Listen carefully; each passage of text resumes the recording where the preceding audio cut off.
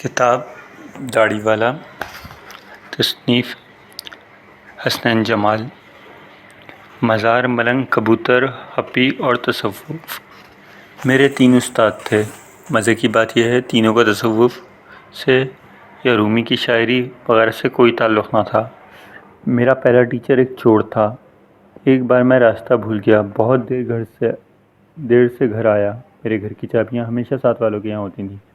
اس رات اتنی دیر ہو چکی تھی کہ میری ہمت نہ ہوئی انہیں ڈسٹرب کرنے کی۔ میں کھڑا سوچ ہی رہا تھا کہ دروازہ کیسے کھولوں۔ اتنے میں ایک شخص اندھیرے سے نمودار ہوا۔ اس نے مجھ سے پوچھا کہ مسئلہ کیا ہے۔ میں نے ساری کہانی سنائی۔ اس نے میری مدد کرنے کی حامی بھر لی۔ میں ایک طرف ہوا تو بڑے مزے سے پلک جھپکتے میں اس نے دروازے کا تالا کھول دیا اور سائڈ پر ہو گیا۔ میں بڑا متاثر ہوا۔ میں نے اس کی بڑی منتیں کیں کہ یار مجھے بھی یہ سب سکھا دو۔ کہنے لگا بھائی میں ایک چور ہوں، ساری عمر اس کام میں گزری ہے، تم کیسے جلدی سکھاؤ گے؟ لیکن میں بہرحال اتنی شکر گزار قسم کی فیلنگ میں تھا کہ میں نے اسے اپنے گھر کے قیام کی دعوت دے دی۔ اس نے تقریباً 1 مہینہ میرے گھر گزارا۔ ہر رات وہ باہر جانے سے پہلے کہتا میں کام پر جا رہا ہوں، تم اپنا کام دھندا کرو اور ہاں اپنی عبادت مت بھولنا۔ پھر مزے سے نکل جاتا۔ جب وہ گئے پھر واپس لوٹتا تو میں اس سے پوچھتا ہاں بھائی کوئی معاملہ بنا؟ ہر بار اس کا جواب یہی ہوتا نہیں، آج رات تو نہیں، خدا نے چاہا تو شاید کل بن جائے، میں کل رات پھر نکلوں گا۔ میں اس کے یقین سے بڑا متاثر ہوا۔ مجھے اس سے ہمیشہ زندگی گزارنے کا حوصلہ ملا۔ میرا دوسرا استاد ایک کتا تھا۔ میں دریا کے پاس سے گزر رہا تھا، وہ مجھے نظر آیا۔ وہ شدید پیاسا تھا، لیکن جیسے ہی وہ دریا کے نزدیک آیا تو اسے وہاں ایک اور کتا پانی کے اندر دکھائی دیا۔ وہ بری طرح سے ڈر گیا۔ وہ بار بار بھونکتا رہا، پھر واپس پیچھے ہوتا، پھر آگے جاتا۔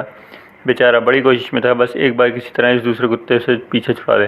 آخرکار اس کی پیاس جیت گئی۔ اس نے صورتحال کا مقابلہ کرنے کا فیصلہ کیا۔ جب وہ چھلانگ لگا کر پانی کے اندر اترا تو دوسرا کتا غائب ہو چکا تھا۔ میرا تیسرا استاد ایک بچہ تھا۔ وہ اپنے گاؤں کے پاس والی ایک مسجد کی طرف جا رہا تھا۔ اس کے ہاتھ میں ایک جلتی ہوئی موم بتی تھی۔ میں نے اس سے پوچھا یہ موم بتی کیا ہے؟ کیا اسی نے جلائی ہے؟ اس نے کہا ہاں میں نے جلائی ہے۔ میں تھوڑا پریشان ہوا کہ چھوٹا سا بچہ خود کو آگ ہی نہ لگا لے۔ اس پریشانی میں اس سے پوچھ لیا کہ بیٹا ایک وقت ایسا تھا جب یہ موم بتی جل نہیں رہی تھی، کیا تم مجھے بتا سکتے ہو یہ شعلہ جس وقت موجود ہے کہاں اور کیسے آیا تھا؟ بچہ ہنسا، پھونک ماری اور موم بتی بجھا دی۔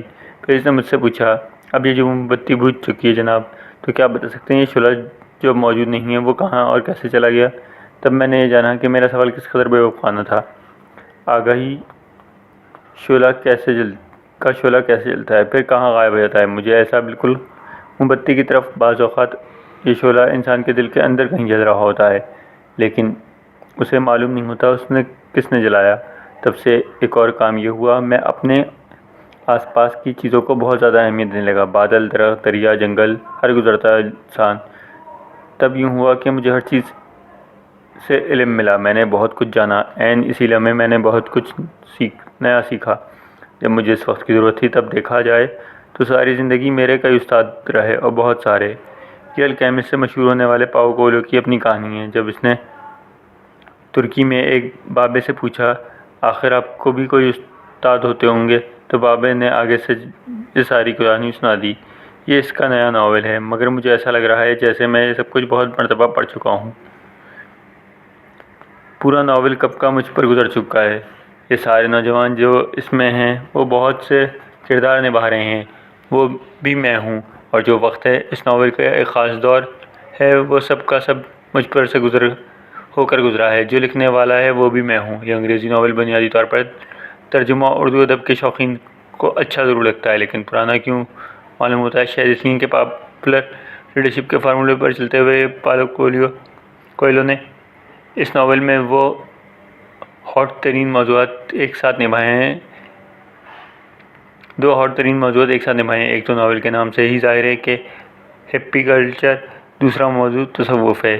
ان دونوں موضوعات پر ہمارے پاس کتابوں کا بہت عمدہ تجربہ ہے۔ اپنے تارڑ صاحب کا وہ سفرنامہ جو نکلے تیری تلاش میں، یہ پورے کا پورا ناول اس کا ایک چیپٹر دکھائی دیتا ہے۔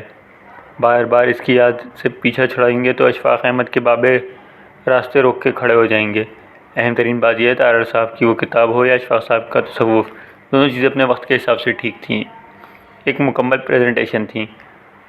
پاؤلو کویلو چونکہ خود ہپی رہ چکے ہیں اس لیے وہ شاید موضوع کو رومانس میں زیادہ مبتلا ہوئے، لکھتے لکھتے بار بار پھسلتے رہے۔ اس طرح ان کا تصوف بھی ادھر برازیل والوں کے لیے شاید نیا ہو، لیکن ہم لوگوں کے لیے، مشرق والوں کے لیے جو رومی، خیام، حافظ، سعدی وغیرہ کو ہضم کیے بیٹھے ہیں، روحانیت کے اشفاق صاحب اور ممتاز مفتی ماڈرن ترین فارم بھی نبھائے ہوئے ہیں، ہمارے لیے اس کتاب میں کچھ بھی نیا نہیں ہے۔ سوال یہ ہے آخر لکھنے کے لیے اس کتاب کو ہی کیوں چنا گیا؟ اس کے لیے تو یہ وقت یہ کٹ تھروٹ مقابلے بازی کا ہے، جب بندے کو بندہ کھاتا ہے، جب لکھنے کے لیے کئی فاسٹ فوڈ جیسے موضوع موجود ہیں۔ اس دور میں کوئی ہے جو ایسے وقتوں کو یاد کرتا ہے جب دنیا میں گھومنا پھرنا آسان ہے، جب کئی ملکوں کی سرحدیں پار کرنا اور کئی ہزار میل کا سفر بس میں ہی کر لینا اور صرف $70 میں کر جانا ممکن تھا، جب ٹرمپ بادشاہ نہیں ہوتا تھا، جب نفرت سے زیادہ محبت کرنا آسان تھا۔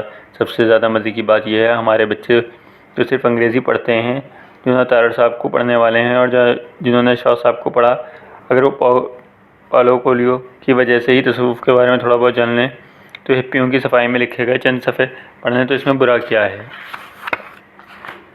ایک بات اور یہ بھی دماغ میں آئی ہے کہ جو ہمارے ملنگ ہوتے ہیں، چرسی موالی بیچارے مزاروں پر پڑے رہتے ہیں یا کبھی غلطی سے شہر آ جائیں تو بھگا دیے جاتے ہیں، یہ بھی تو مشرق کے ہپی ہیں۔ ہپی کلچر تھوڑا ویسٹ کی وجہ سے گلیمرائزڈ ہو گیا ہے، یہ ایک پوری تحریک کی شکل اختیار کر گیا ہے، آخر میں تقریباً ختم بھی ہو گیا ہے۔ لیکن ہمارے ملنگ استاد جی زندہ باد، زندہ جاوید ہیں، وہ بھی کئی خاص برے لوگ نہیں ہوتے، لنگر پانی ان کے مزار والے چلاتے ہیں، جڑی بوٹیاں، دوا، دارو کہیں نہ کہیں سے مولا مخدروں میں لاتا ہے اور کام دام چلتا رہتا ہے۔ ذرا سوچیں، ایک منٹ کو دل پر ہاتھ رکھ لیں، بتائیں کہ کسی مزار پہ سے ملنگ اور کبوتر اڑ جائیں تو وہاں باقی کیا بچے گا؟